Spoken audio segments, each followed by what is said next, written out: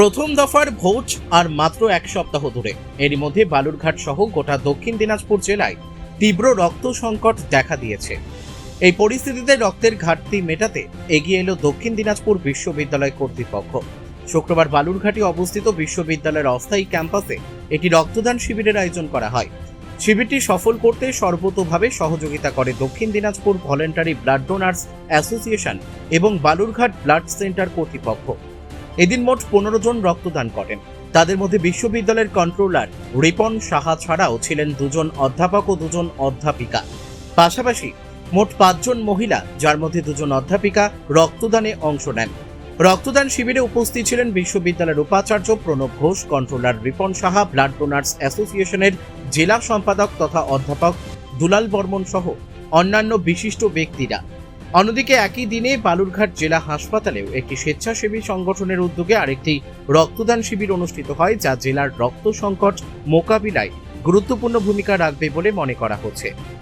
আসলে এই সময়টা আমরা আলোচনার মাধ্যমে করেছি। দুলালবাবু, যিনি এর পুরোধা এই ব্লাড ডোনেশন অ্যাসোসিয়েশনের, তিনি আমাদের কাছে এসেছিলেন। তখন আমরা ঠিক করেছিলাম যে হ্যাঁ, নিশ্চয়ই এই মহৎ কাজে আমরা যতটা সম্ভব আমরা যোগদান করব। এবং তখনই একটা ডিসিশন হয়েছিল যে ওই আমাদের এপ্রিল মাসের মিডলের দিকে করা হবে। তখন এটা ডিসাইড করা হলো যে এই দুটো দিন 16-17 তারিখে আমরা এই ডোনেশন ক্যাম্পটা করব। এই ক্যাম্পটার একটা বিশেষ দিক যেটা, আজকে ডোনেশন হচ্ছে তার আগের দিন ওনারা একটা কোর্স করিয়েছেন। কোর্স করে ছাত্রছাত্রীদের মধ্যে ব্লাড ডোনেশনের যে গুরুত্ব, সায়েন্টিফিক যে ব্যাকগ্রাউন্ড, সেইগুলো ওনারা ব্যাখ্যা করেছেন খুব সুন্দরভাবে। 4 জন ওনাদের যে অ্যাসোসিয়েশন আছে সেই 4 জন 4টে ক্লাস নিয়েছে এবং সেখানে আমাদের ছাত্রছাত্রীরা খুব ভালো সাড়া দিয়েছে।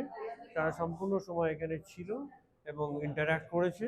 তারা অনেক কিছু জানতে পেরেছে এবং তাদের উৎসাহটাই আমাদের একটা বড় পাওনা। এবং সেই উৎসাহের উপর ভিত্তি করে আজকে ওরা সকাল থেকেই এসে বসে আছে এবং আমাদের যারা ডোনেশনটা অর্গানাইজ করছে, রিপন আমাদের কন্ট্রোলার অফ এক্সামিনেশন, তাকে আমরা অ্যাডিশনাল চার্জ দিয়েছিলাম যে তুমি এটাকে কনভেন্ট করো।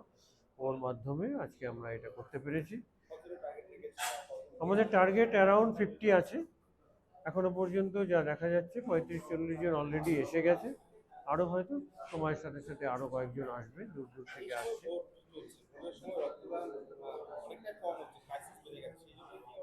হ্যাঁ, ক্রাইসিস তো যথেষ্টই আছে। ডাক্তারবাবুর সঙ্গে সকলেই কথা হচ্ছিল, ক্রাইসিস যথেষ্টই আছে। সেই জন্য আমরা যদি এটা দিতে পারি, যদি কোনো কারণে ভোটের সময় এর দরকার হয়, তাহলে সেদিক থেকেও আমাদের এই যে ডোনেশনটা আমাদের ছাত্রছাত্রীরা, আমাদের স্টাফেরা, আমাদের টিচাররা করছেন, সেটা একটা মহৎ কাজে ব্যয়িত হবে।